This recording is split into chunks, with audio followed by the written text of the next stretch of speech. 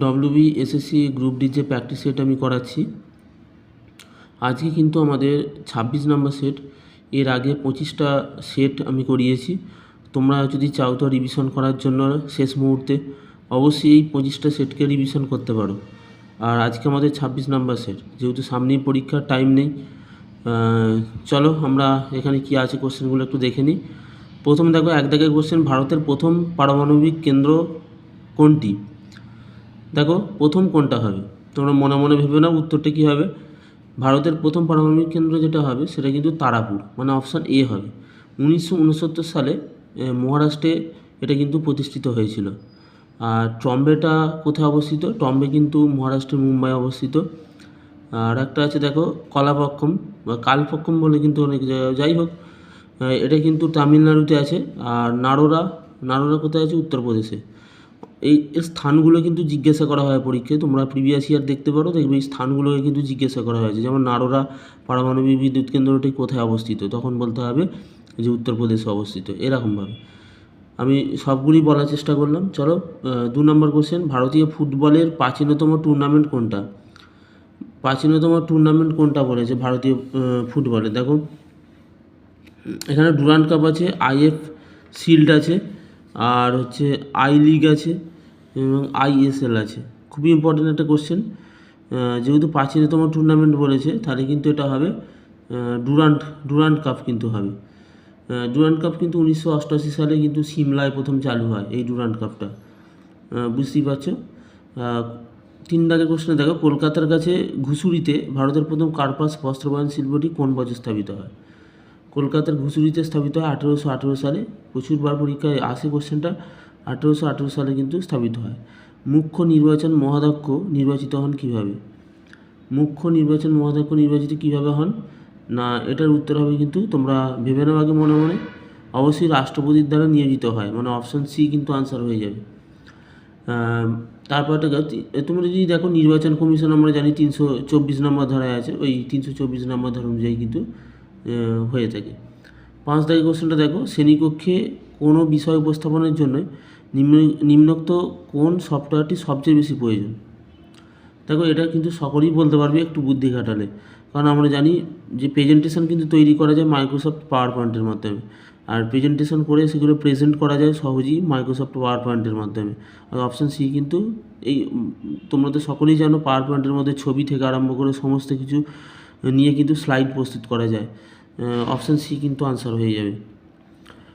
তারপর একটা দেখো 6 দাগের কোশ্চেন, নিচে দেওয়া কোনটির মান আছে কিন্তু দিক নেই? দেখো যার মান আর অভিমুখ, দেখো নিচে দেওয়া বলেছে কোনটির মান আছে কিন্তু দিক নেই। আমি একটু বলে দিই, যার মান আর অভিমুখ দুইই আছে সেটাকে আমরা ভেক্টর রাশি বলি, আর যার মান আছে কিন্তু দিক বা অভিমুখ নেই তাকে আমরা কিন্তু স্কেলার রাশি বলি। এবার দেখো কোনটির মান রয়েছে কিন্তু দিক নেই বলছে, তার মানে নিশ্চয়ই এটা স্কেলার রাশি হবে। তাহলে কোনটা উত্তর হবে? 6 দাগেটা কিন্তু সবাই মনে মনে আগে ভেবে নাও, এটা কিন্তু অবশ্যই সি অর্থাৎ কার্য কিন্তু হয়ে যাবে। কিন্তু কার্য সমান কী বলো তো? কার্য হচ্ছে স্কেলার রাশি, কিন্তু বাকিগুলো তার মানে জানা হয়ে গেল সব কিন্তু ভেক্টর রাশি। আর এগুলো কিন্তু খুবই কোশ্চেনটা জিজ্ঞাসা করা হয়, স্কেলার রাশি কোনটা বা ভেক্টর রাশি কোনটা। দেখো কার্য সমান আমরা কি জানি, কার্যর যদি সূত্র দেখো, কার্য সমান বল ইন্টু সরণ। আর একটা হয় বল ইন্টু সরণ ইন্টু কস থিটা বলি, কিন্তু কস থিটাটাকে আমি ধরবো না এই মুহূর্তে। বল ইন্টু আমি বললাম সরণ, অর্থাৎ বল প্রয়োগ করতে হবে এবং বস্তুটা সরবে তবেই কিন্তু কার্য হবে বলে ধরা হয় ফিজিক্সে।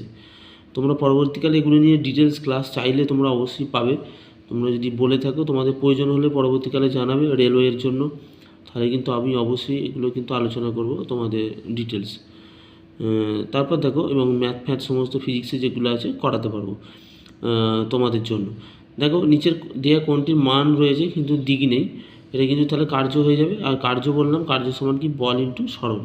আর বল আর সরণ কিন্তু আলাদা করে, এরা কিন্তু কি রাশি বলো তো?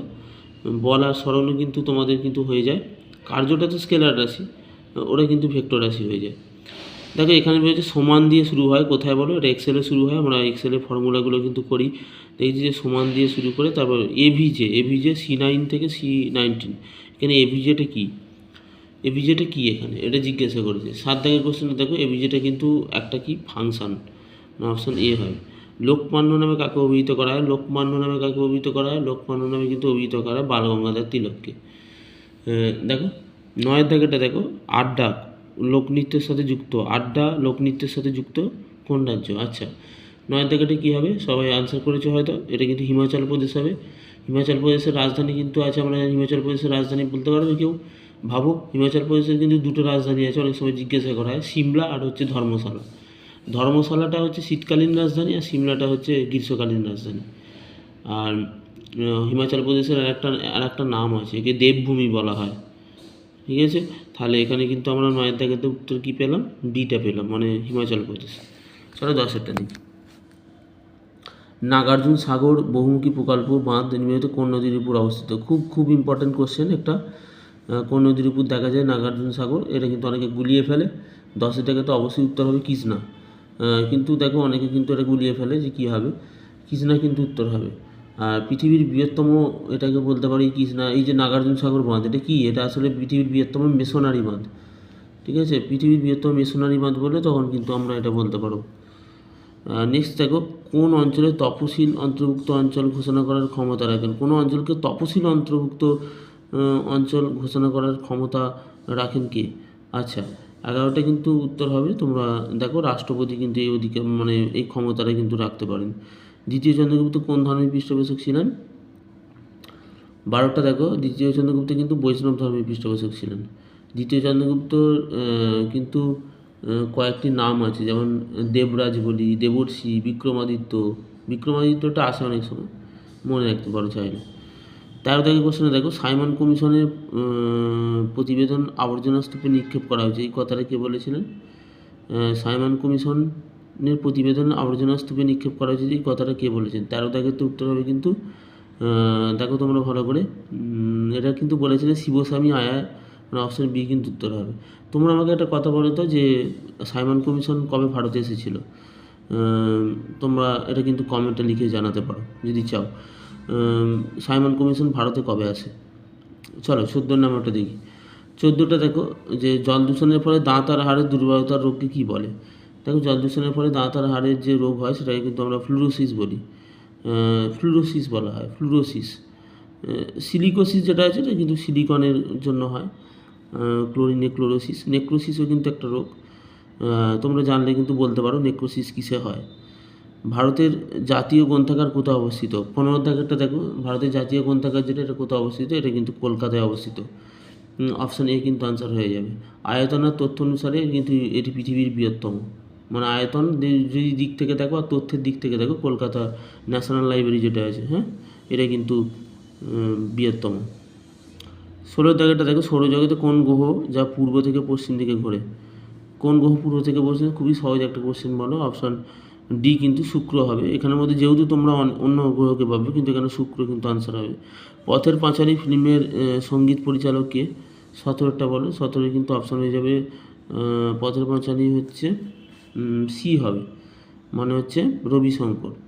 আর চলচ্চিত্রের পরিচালকটা কিন্তু ছিলেন সত্যজিৎ রায়, কিন্তু অনেকে ভাববে হয়তো পথের পাঁচালী এটা সত্যজিৎ রায় হবে, কিন্তু এটা পরিচালক, আমার যেটা মনে হয় পরিচালকটা কিন্তু সত্যজিৎ রায়, রবিশঙ্কর কিন্তু হবে এখানে সঙ্গীত পরিচালক। ফিল্মের পরিচালক বলছি তখন কিন্তু সত্যজিৎ রায়। 18টা দেখো, RAW রয়ের পূর্ণরূপ কি? 18টা উত্তর হবে কিন্তু option B, research and analysis wing. দেখো হচ্ছে ভারতের বিদেশি গোয়েন্দা ইউনিট একটা, এটা কিন্তু এর হেডকোয়ার্টার কিন্তু নিউ দিল্লিতে আছে, এই RAW। সাম্প্রতিককালে প্রকাশিত গ্লোবাল ফরেস্ট অ্যাসেসমেন্ট রিপোর্ট 2025 অনুযায়ী মোট বনভূমির দিক থেকে ভারত বিশ্বে কততম? দেখো মোট বনভূমির দিক থেকে ভারত বিশ্বে কততম? ভারত বিশ্বে কিন্তু তোমরা যদি দেখো 9ম স্থান অধিকার করেছে, অপশান এ। 57তম annual convention of all Bodo student union অনুষ্ঠিত হলো কোথায়? 20টা কিন্তু উত্তর হবে আসামে। আসামে বোডো উপজাতি আমরা শুনেছি, তাহলে আসাম কিন্তু উত্তর হবে। হ্যাঁ, দেখো আজকে এই পর্যন্তই ছিল। 20টা কোশ্চেন ছিল, খুবই ভালো কোশ্চেন, তোমরা প্র্যাকটিস করতে পারো। আমরা পরীক্ষার আগে আরও 1-2 সেট যদি পারি করে নেব রিভিশনের জন্য। অবশ্যই কিন্তু সকলে দেখবে, আর প্লে লিস্ট কিন্তু বানানো আছে, তোমরা চাইলে আগেরগুলো দেখতে পারো। ধন্যবাদ সবাইকে।